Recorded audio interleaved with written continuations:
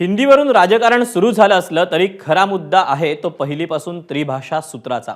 सरकारनं नव्या शैक्षणिक धोरणावर बोट ठेवून शाळांमध्ये 3 भाषा शिकवण्याचा निर्धार दाखवून दिला, पण त्यावरूनच राज ठाकरेंनी सरकारला धारेवर धरलं। पहिल्या इयत्तेपासून विद्यार्थ्यांवर 3 भाषांचं ओझं लादायचं का, हा प्रश्न निमित्तानं ऐरणीवर आलाय। पाहूया। बंद हिंदी पुस्तक छपाई बंद हिंदी पुस्तक छपाई बंद हिंदी पुस्तक छपाई बंद छपाई एकदम।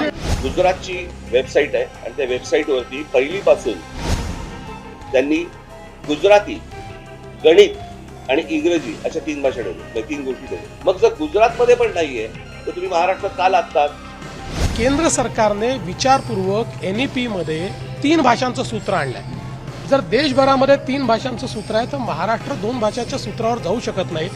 महाराष्ट्र सरकारच्या नव्या GR नुसार राज्यातल्या विद्यार्थ्यांना आता 2 ऐवजी 3 भाषा शिकाव्या लागणार आहेत। मराठी आणि इंग्रजीच्या जोडीला 3ऱ्या भाषेसाठी हिंदी सोबतच इतर भारतीय भाषा शिकवण्याचे पर्याय, पण 3ऱ्या अधिकच्या भाषेचा भार विद्यार्थ्यांवर कशासाठी, यावरून आता वाद पेटलाय।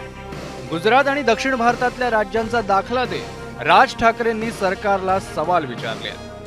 Gujarat council of educational research and training Gandhinagar एक गुजरातची वेबसाईट आहे आणि त्या वेबसाईटवरती पहिलीपासून त्यांनी गुजराती, गणित आणि इंग्रजी अशा 3 भाषा ठेवल्या, 3 गोष्टी ठेवल्या। मग जर गुजरातमध्ये पण नाहीये तर तुम्ही महाराष्ट्रात का लागतात? तुम्ही आमच्या राज्यात 3री भाषा लादण्याचा प्रयत्न का करताय? 3री भाषा अनिवार्य नाही, मग पुस्तक छपाई का सुरू आहे? राज ठाकरेंच्या या प्रश्नांना उत्तर देताना मुख्यमंत्री देवेंद्र फडणवीस यांनी नव्या राष्ट्रीय शैक्षणिक धोरणाचा हवाला दिला आणि त्रिभाषा सूत्र स्वीकारावंच लागेल असं स्पष्ट केलंय। केंद्र सरकारने विचारपूर्वक NEP मध्ये 3 भाषांचं सूत्र आणलंय। जर देशभरामध्ये 3 भाषांचं सूत्र आहे तर महाराष्ट्र 2 भाषाच्या सूत्रावर जाऊ शकत नाही। NEP देशाकरता आहे। आपल्याला कल्पना आहे की 3 भाषा सूत्राच्या विरुद्ध तमिळनाडू कोर्टमध्ये देखील गेलं, कारण कोर्टाने ते मान्य केलं नाही। आणि आपल्या देशातली एखादी अधिकची भाषा शिकण्यामध्ये काही वाईट काय आहे, गैर काय आहे? आपल्या भाषेला डावललं गेलं असेल तर वेगळी गोष्ट। आपली भाषा शिकत असताना जर आपली मुलं एखादी दुसरी भाषा अजून शिकतील तर त्याही भाषेतलं ज्ञान त्यांच्यापर्यंत पोहोचेल। त्यावरून राज ठाकरेंनी पुन्हा फडणवीसांना पत्र लिहित त्यांचा दावा खोडून काढण्याचा प्रयत्न केलाय। सोबत राष्ट्रीय शिक्षण धोरणाचा दुवा देतोय। त्यातील पान क्रमांक 13 आणि 14 कडे आपलं लक्ष वेधू इच्छितो।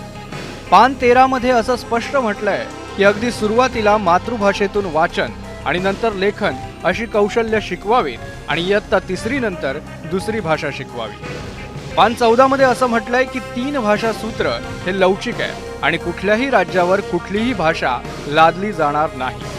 पहिलीपासून हिंदी शिकवावी असं राष्ट्रीय शिक्षण धोरणात कुठे म्हटलंय, कृपया सांगावं। आता ज्या नव्या शैक्षणिक धोरणावरून हा वाद सुरू आहे त्या धोरणात भाषेबद्दल नेमकं काय म्हटलंय ते पाहूया। वयाच्या 8व्या वर्षापर्यंत ही विद्यार्थ्यांना सर्वात परिचित भाषा असावी, जी मातृभाषा असेल। जर व्यावहारिक कारणांमुळे हे शक्य नसेल तर ती राज्यभाषा असावी। इतर विषयांसाठी हीच भाषा शिक्षणाचं माध्यम म्हणून वापरली जाते।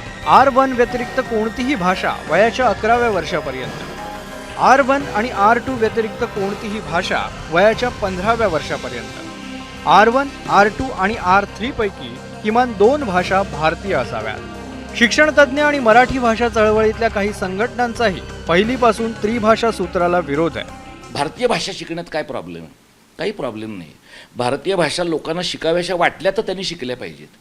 देशभरातल्या भाषा शिकण्याचा आपण ठेका नाही घेतलेला आणि जर भाषा शिकायच्या आहेत, 3री भाषा म्हणून काही शिकायचं आहे तर मराठी लोकांना तुम्ही एवढ्या नेटानं हिंदी सक्तीचं करताय। उत्तर भारतातल्या बिमारू राज्यांना तुम्ही हिंदी सक्तीचं, मराठी सक्तीचं करून दाखवा ना। ते इथं पोटा पाण्यासाठी येत आहेत, रोजगारासाठी येत आहेत। इथे आल्यावर मराठी न बोलता मराठी लोकांवर माच करतायत, तर त्यांना तुम्ही मराठी सक्तीची करा। मुख्याध्यापक ज्या आम्हाला भेटल्या त्यांनी आमच्या हे जे काही पत्रामध्ये आमच्या ज्या भावना आहेत त्याच त्यांच्या भावना आहेत। केवळ त्या एका विशिष्ट पदावर बसलेत म्हणून ठोस विरोध नाही करू शकत, परंतु त्यांनी मला सांगितलं की आम्ही आमच्या विविध प्लॅटफॉर्मवर याच्यावर नक्कीच याची दखल घेऊन आवाज उठवू. आपल्याकडे शिक्षक संघटना आहेत, त्यांच्या स्वतःच्या शिक्षक संघटना आहेत. राजकीय पक्षांच्या जशा असतात त्यांचे स्वतःच्याही असोसिएशन्स असतात.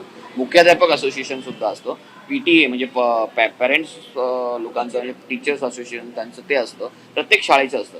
अशा सगळ्या प्लॅटफॉर्मवर जर तुम्ही जनजागृती केलीत आणि आवाज उठवलात तर लोकांपर्यंत हा विषय जाईल. सामाजिक प्रश्न म्हणून तो समोर येईल आणि शासनाला हा निर्णय मागे घेणं भाग पडेल. 2020 मध्ये आलेल्या नव्या शैक्षणिक धोरणाला विरोध झाल्यानंतर त्यातून हिंदी सक्ती काढून टाकण्यात आली होती. मातृभाषेला प्रोत्साहन देणारं हे धोरण असल्याचं सांगण्यात आलं. दक्षिणेत तामिळनाडू सरकारनं या नव्या शैक्षणिक धोरणाला कडाडून विरोध केला आणि त्रिभाषा सूत्र राबवणार नसल्याचं ठणकावलं. अगदी मोदी शहांच्या गुजरातमध्ये ही त्रिभाषा सूत्र हे पहिलीपासून नसून तिसरीपासून आहे. त्यामुळे महाराष्ट्र सरकार त्रिभाषा सूत्राचा अट्टहास का करतंय असा सवाल विचारला जातोय. इयत्ता पहिलीपासून त्रिभाषा सूत्र लागू करण्याला आणि त्यामध्ये सर्वसाधारण तिसरी भाषा म्हणून हिंदी भाषा शिकवण्याला जर राज्यभरातून एवढा विरोध होत असेल तर शालेय शिक्षण विभाग या सगळ्या संदर्भात पुन्हा एकदा नव्याने विचार करणार का? हा निर्णय मागे घेणार का? की पुन्हा एकदा नव्यानं शासन निर्णय जारी करून घुमून फिरून याच निर्णयावर ठाम राहणार आणि वाद निर्माण करणार? हे पाहावं लागेल. कॅमेरामन अरविंद वारगेसह मी वेदांत नायब, ABP माझा, मुंबई.